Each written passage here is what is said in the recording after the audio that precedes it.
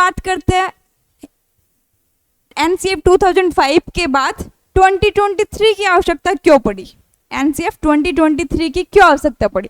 India required an education system that match 21st century skills. तो 21वीं सदी की जो स्किल्स है, 21वीं सदी की जो कौशल है, कौशलों के अनुरूप एजुकेशन सिस्टम हो, उस वजह से एनसीएफ 2023 की आवश्यकता पड़ी। 21st century skills promotes flexibility, integrates technology and encourage innovation. तो भारत को ऐसी शिक्षा प्रणाली की आवश्यकता थी जो 21वीं सदी के कौशलों, यानी कि जो फिलहाल जो दुनिया को हम कॉम्पीट कर सके, ठीक है, जो अदर कंट्रीज है उनको भी हम कॉम्पीट कर सके, उनके बराबर चल सके। तो उस आधारित उसी के अनुसार हमें अपनी एजुकेशन पॉलिसी को चेंज करना, अपडेट करना पड़ता है।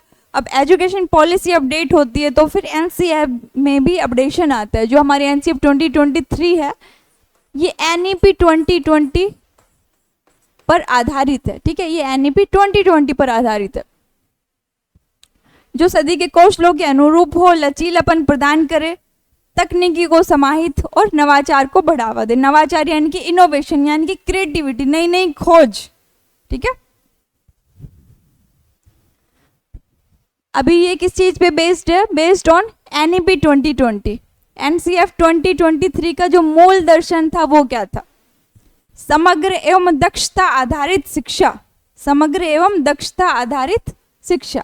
और एनईपी एनसीएफ 2005 का मूल दर्शन क्या था, बर्डन फ्री एजुकेशन, जो यशपाल कमेटी ने रिकमेंड की थी। और जो एनसीएफ 2023 है वो एनईपी 2020 ने रिकमेंड की थी। और इसका मूल जो दर्शन है, मेन जो फोकस है वो है समग्र एवं दक्षता आधारित शिक्षा, यानी कि होलिस्टिक, यानी कि ऑल राउंड, हर तरह से डेवलप हो बच्चे, एंड कॉम्पिटेंसी यानी कि योग्यता बेस्ड एजुकेशन। अब इसके मुख्य फोकस है अवधारणा प्लस अनुप्रयोग, यानी कि कंसेप्ट भी सिखाया जाए बच्चों को, और उस कंसेप्ट को किस तरह से अप्लाई किया जाए, उसका अनुप्रयोग कैसे किया जाए। इससे पहले जो हम पढ़ रहे थे हम सिर्फ कंसेप्ट पढ़ते थे, राइट। एनसीएफ 2005 में हम सिर्फ बच्चों को कंसेप्ट सिखा रहे थे, अवधारणा क्या होती है हम सिर्फ ये सिखा रहे थे, लेकिन उस अवधारणा को अप्लाई कैसे करें, उसकी एप्लीकेशन या अनुप्रयोग हम नहीं सिखा रहे थे। फ्लेक्सिबिलिटी इन लर्निंग, अधिगम में लचीलापन, मल्टी डिसिप्लिनरी एजुकेशन, बहुविषयक शिक्षा। पहले क्या होता था कि भाई बच्चों को हम साइंस के साथ आर्ट्स नहीं पढ़ा सकते थे, लेकिन आजकल ऐसा एजुकेशन सिस्टम कर दिया एनईपी के साथ कि बच्चा साइंस के साथ म्यूजिक भी पढ़ सकता है, ठीक है, बहुत सारे विषय एक साथ पढ़ सकते हैं। ग्रुप अपनी चॉइस से चूज कर सकता है कि उसको साइंस के साथ या फिर मैथ्स के साथ म्यूजिक पढ़ना है, आर्ट्स पढ़ना है, ह्यूमैनिटीज और ये कोलैब करना है, ठीक है। स्किल डेवलपमेंट, कौशल का विकास, क्रिटिकल। अब कौशल का विकास कैसे होता है, ट्रेनिंग के द्वारा होता है, जैसे कि वर्कशॉप्स करवाई जाए बच्चों को, जो पढ़ाते हैं हम उसी पढ़ाई हुई एजुकेशन को, उसी पढ़ाई हुई नॉलेज को वो अप्लाई करना सीखे, उस कंसेप्ट को वो अनुप्रयोग कर पाए। क्रिटिकल थिंकिंग, आलोचनात्मक चिंतन, कि बच्चा हर तरह से सोच रहा है किसी भी कंसेप्ट के बारे में, जैसे कि कोई भी पॉलिसी आती है गवर्नमेंट की तो उसको क्रिटिकली वो सोचे, क्रिटिकल थिंकिंग करे, इसके पॉजिटिव एस्पेक्ट्स क्या हो सकते हैं, इसके नेगेटिव एस्पेक्ट्स क्या होते हैं, फिर जाके कुछ कंक्लूड करे। रियल लाइफ प्रॉब्लम सॉल्विंग, वास्तविक जीवन की समस्याओं का समाधान। तो ऑब्वियसली जो हम कंसेप्ट पढ़ेंगे, जो हम अवधारणाएं पढ़ेंगे, उसका अगर हम अनुप्रयोग करना सीख गए तो हमारी रियल लाइफ प्रॉब्लम्स है उनको भी हम सॉल्व कर पाएंगे। अब न्यू स्कूल स्ट्रक्चर, नई विद्यालय की संरचना क्या है। पहले क्या चलता था, 10+2 वाला सिस्टम चलता था, ठीक है, 10th के बाद 11th एंड 12th।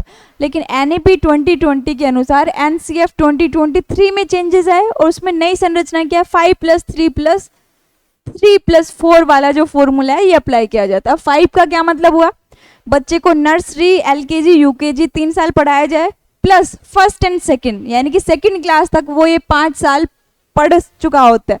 फिर उसके बाद थर्ड, मतलब थर्ड, फोर्थ, फिफ्थ, 5वीं क्लास तक ये +3 वाला फॉर्मूला अप्लाई होता है। फिर फिफ्थ के बाद 6, 7, 8 तक कंप्लीट हो गया, देन 4, 9, 10 एंड 11, 12, राइट। तो ये वाला फॉर्मूला है। आधारभूत चरण प्री स्कूल +1, 2, ठीक है, pre school, LKG, UKG, nursery plus first and second. तो यहाँ पे मुख्य फोकस रहता है खेल आधारित शिक्षा, तभी तो प्ले स्कूल बोला जाता है। प्ले बेस्ड लर्निंग, उसके बाद प्रारंभिक 3 to 5 कक्षा है, इसमें सहभागितापूर्ण अधिगम, सहभागितापूर्ण यानी कि बच्चे एक्टिवली पार्टिसिपेट करें। उसके बाद 6 to 8 अनुभवात्मक अधिगम यानी कि एक्सपीरियंशियल लर्निंग, बच्चे खुद करके सीखे, जो भी सीख रहे हैं उसका एक्सपीरियंस करे खुद।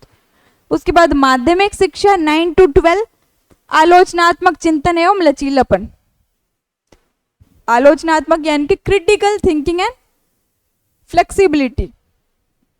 फाउंडेशनल प्री स्कूल में प्ले बेस्ड लर्निंग, फिर उसके बाद इंटरेक्टिव लर्निंग, बातचीत के द्वारा सीखे, सहयोगात्मक अधिगम करे, फिर उसके बाद एक्सपीरियंशियल लर्निंग, देन सेकेंडरी में क्रिटिकल थिंकिंग एंड फ्लेक्सिबिलिटी। देखिए धीरे धीरे बच्चों का जो कॉग्निटिव डेवलपमेंट है उसी के हिसाब से हम पढ़ाने का फिर लर्निंग का स्तर बढ़ाते जा रहे हैं इसमें, राइट। एनसीएफ 2023 की प्रमुख विशेषता है कॉम्पिटेंसी बेस्ड लर्निंग, दक्षता आधारित अधिगम, मल्टी डिसिप्लिनरी एजुकेशन, बहुत सारे विषय एक साथ पढ़ सकते हैं, इंटीग्रेशन ऑफ टेक्नोलॉजी, डिजिटलाइजेशन जैसे जैसे बढ़ रहा है बच्चों को टेक्निकल नॉलेज भी होनी चाहिए, तो टेक्नोलॉजी का भी समावेशन उस एजुकेशन में किया जाता है, यानी कि बच्चों को टेक्नोलॉजी का यूज भी सिखाया जाता है, right. Coding and digital literacy, vocational education, व्यवसायिक शिक्षा पे भी जोर दिया गया, बच्चों को बहुत सारे स्किल्स सिखाई जाती है स्कूल के टाइम पे, उनको वर्कशॉप या फिर ट्रेनिंग दी जाती है। फ्लेक्सिबल सब्जेक्ट चॉइस, विषयों में लचीलापन, साइंस के साथ म्यूजिक भी पढ़ सकता है, ह्यूमैनिटीज के साथ साइंस पढ़ सकता है, या फिर कॉमर्स के साथ ह्यूमैनिटीज पढ़ सकता है, राइट। मदर टंग पे जोर दिया गया, मातृभाषा पर बल दिया गया, ये कहा गया कि प्राइमरी एजुकेशन जितना हो सके बच्चों को उनकी मातृभाषा में ही करवाई जाए। होलिस्टिक प्रोग्रेस कार्ड, समग्र प्रगति पत्र, जो भी उनका प्रोग्रेस कार्ड मिलता है ना लास्ट में जो मार्कशीट मिलती है, तो वो कैसा होना चाहिए, समग्र होना चाहिए, यानी कि उसमें बच्चे का कंप्लीट विवरण देना चाहिए उसमें, ना कि सिर्फ कौन से सब्जेक्ट में कितने नंबर है इतना ही नहीं, जबकि जो को स्कॉलेस्टिक हमने उनका इवैल्यूएशन किया है उस पर भी यहाँ पे जोर देना चाहिए, ठीक है। एक्सपीरियंशियल लर्निंग, अनुभवात्मक अधिगम, स्किल बेस्ड एजुकेशन, कौशल आधारित, यानी कि हमें बच्चों में स्किल्स भी डेवलप करनी चाहिए, राइट। नॉलेज के साथ साथ स्किल्स भी रिक्वायर्ड होती है। एनसीएफ 2023 में मूल्यांकन, अब मेजर शिफ्ट कहाँ से कहाँ हुआ 2023 में, मेजर शिफ्ट या फिर चेंज, परिवर्तन कहाँ से हुआ। पहले बच्चे रटते थे, ठीक है, मेमोराइजेशन करते थे, मार्क्स ओरिएंटेड एग्जाम होता था कि भाई कितने मार्क्स आने हैं, बच्चे के 90% आया तो हमने सोच लिया कि वो काफ़ी इंटेलिजेंट बच्चा है, भले उसमें स्किल्स नहीं हो, राइट। अब मेजर शिफ्ट क्या हुआ, सिर्फ मेमोराइजेशन रोड लर्निंग की बजाय दक्षता मूल्यांकन किया गया, कॉम्पिटेंसी यानी कि स्किल्स को भी हम जांच रहे हैं यहाँ पे। एनालिटिकल थिंकिंग पे जोर दिया गया, विश्लेषणात्मक चिंतन, एप्लीकेशन बेस्ड क्वेश्चंस पे जोर दिया गया। पहले तो रोड लर्निंग के थ्रू हम कोई भी कंसेप्ट को याद कर लेते थे, लेकिन अब वो कंसेप्ट याद करने के अलावा उस कंसेप्ट को हम अप्लाई कैसे कर सकते हैं अपनी लाइफ में, उसके अनुप्रयोग पे आधारित क्वेश्चन पूछे जाने लगे। कंटिन्यूस फीडबैक, सतत प्रतिपुष्टि, अगर सतत मूल्यांकन हो रहे, रेगुलर टेस्ट हो रहे बच्चों को, तो फीडबैक भी रेगुलर मिल रही है कि कितने मार्क्स आ रहे, कहाँ कम है, कहाँ ज़्यादा है, कैसे उनको और सुधारा जा सकता है, राइट।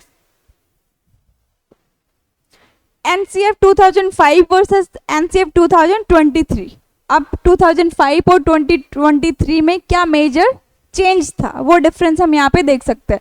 एनसीएफ 2005 में बोझ रहित शिक्षा पर बल दिया गया, वहीं पे 23 में दक्षता आधारित शिक्षा, यहाँ पे रचनावादी दृष्टिकोण था, और यहाँ पे अनुभवात्मक दृष्टिकोण। रचनावादी यानी कि कुछ ना कुछ नया कंस्ट्रक्ट करना, नॉलेज या ज्ञान का निर्माण करना, यानी कि कंसेप्ट बनाना, ठीक है, अवधारणा बनाना, और यहाँ पे उस अवधारणा को प्रयोग में लाकर अनुभव से सीखना। इधर 10+2 संरचना थी, इधर 5+3+3+4 फॉर्मूला हो गया। यहाँ पे गतिविधि आधारित अधिगम था, गतिविधि यानी कि करके सीखना, एक्टिविटी बेस्ड लर्निंग थी यहाँ पे, जैसे कि प्रैक्टिकल लर्निंग करवाना, राइट। उसके बाद अगर हम बात करें 23 की, तो कौशल एवं अनुप्रयोग आधारित अधिगम पर बल दिया गया। यहाँ पे जो टेक्नोलॉजी थी वो लिमिटेड थी, इधर टेक्नोलॉजी का समावेशन किया गया। शिक्षक सहायक के रूप में काम कर रहा था, ठीक है, और इधर शिक्षक मार्गदर्शन के रूप में, मार्गदर्शक यानी कि गाइड के रूप में काम कर रहा है, मेंटर के रूप में काम कर रहा है। यहाँ पे सीसी मूल्यांकन पर बल दिया गया और यहाँ पे दक्षता मूल्यांकन पर बल दिया गया। वैसे सीसी यहाँ पे भी है, बट उसके साथ साथ ओवरऑल या फिर हाँ बच्चे की दक्षता पर बल दिया जाता है। अवधारणाओं पर फोकस था यहाँ पे कौशल प्लस अवधारणाओं दोनों पे फोकस किया गया, राइट।